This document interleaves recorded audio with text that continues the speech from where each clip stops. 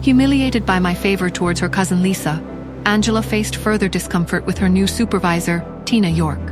Tina hinted at a connection between Angela's sister, me, and Professor Athena, suggesting this was why Angela was overlooked, and implying Angela's admission was due to pity. Enraged, Angela called her parents. Her mother, Wendy, was furious at me, and our father, Henry, vowed to confront me. Meanwhile, I received a call from Lily about unbelievable DNA results. What unbelievable truth do the DNA results reveal? What was the past incident Wendy alluded to? What is Tina York's real motive?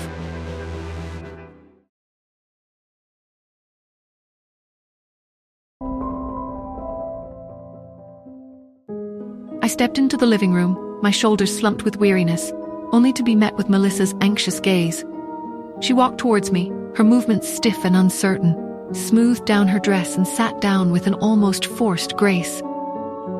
"Nora," she began slowly, her voice laced with a hesitant concern. "I need to talk to you about Cherry." "What is it?" I asked, my own weariness momentarily forgotten, my attention snapping into sharp focus. Melissa frowned, her brow furrowed in worry. "Have you noticed anything different about her lately? Anything out of the ordinary?" I made a puzzled face, my mind searching for any recent changes in Cherry's behavior. Melissa sighed, her expression growing more troubled.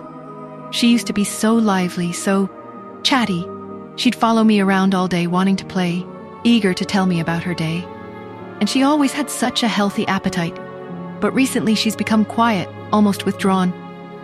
I remained silent, absorbing her words, a flicker of unease stirring within me. Melissa's voice softened, her tone earnest and sincere.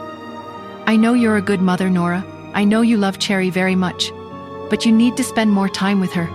This sudden change, it's not healthy. She might develop behavioral problems." I offered a small, reassuring smile, touched by my aunt's genuine concern. "Okay, Melissa, I will." My phone rang, the insistent chime cutting through the silence. I glanced at the caller ID. Cherry. "Hello, sweetheart," I answered, my voice warm. "Mommy." Cherry's voice was small, almost hesitant. "Princess Lucy called me. She showed me a picture of her new car." "Oh, really?" I asked, feigning interest. "What kind of car is it?" "A Ferrari. It's pink," Cherry exclaimed, her voice filled with excitement. I could practically hear her wide-eyed admiration. "That sounds lovely, Cherry. Did you tell her how much you liked it?" "Yeah," Cherry replied, her voice a little subdued. "But Mommy, I want a sports car like that too." I stifled a sigh. This was predictable. "If you want something, you have to work for it, sweetheart," I said gently. "You can't just expect to get everything you want." There was a long pause on the other end of the line. "But Mommy..." Cherry's voice was small and disappointed. "No buts, Cherry," I said firmly, but with a hint of amusement.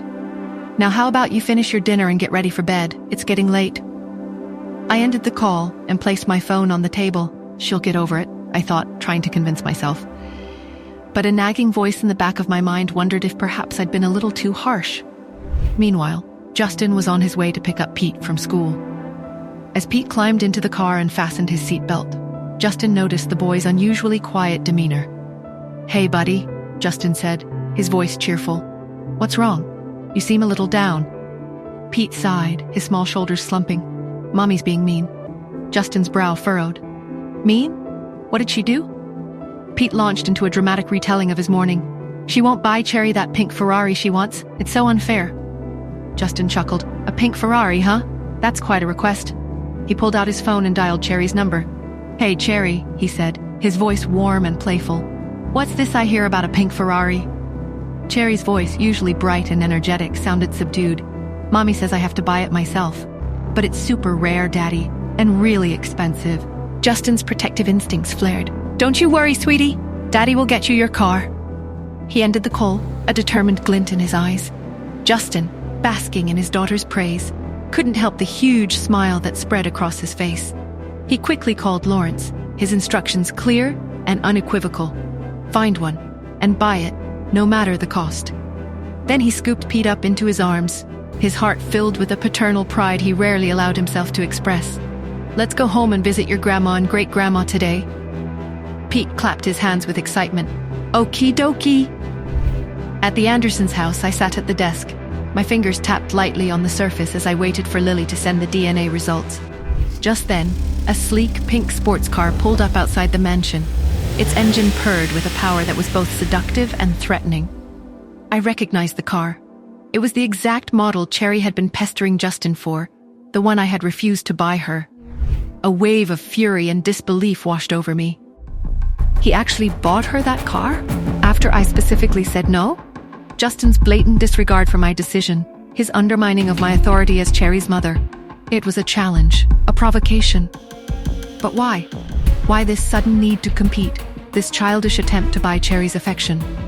Was it simply about the car, or was there something more, something deeper at play?